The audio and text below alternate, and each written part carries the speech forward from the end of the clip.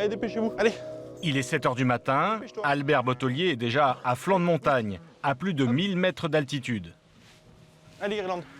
L'éleveur n'a pas une minute à perdre s'il veut réussir à produire de la raclette d'ici ce soir. Le goût du fromage, il commence ici dans ce champ-là, puisque l'herbe qu'elles vont manger va donner le goût au lait qu'elles vont produire ensuite et qu'on va transformer en fromage. Mais avant cela, il doit d'abord traire ses 20 vaches. Albert a besoin d'un maximum de lait pour produire le plus de raclette possible.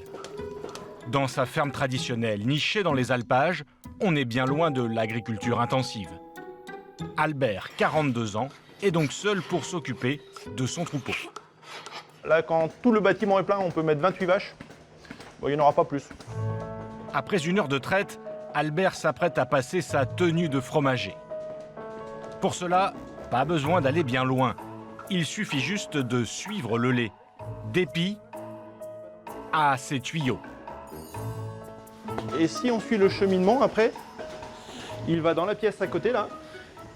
Il arrive dans le bocal en verre. Et après, il va en fait directement dans le chaudron, là. Dans cette marmite en cuivre, 230 litres de lait qu'Albert va changer en 230 €. Un petit exploit.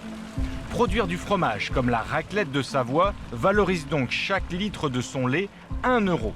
C'est 2 fois plus que s'il se contentait de le vendre au cours actuel. Préparer de la raclette avec le lait de sa ferme est donc le seul moyen pour lui de gagner sa vie. Encore faut-il connaître la recette.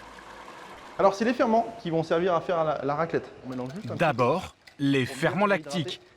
Des bactéries naturelles, il y en a pour faire du comté, d'autres pour la raclette. C'est parti.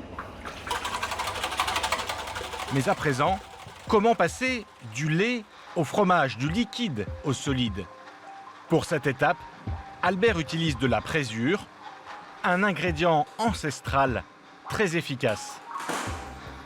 Un verre standard, ça fait 12,5. Ça va faire la moitié d'un verre standard.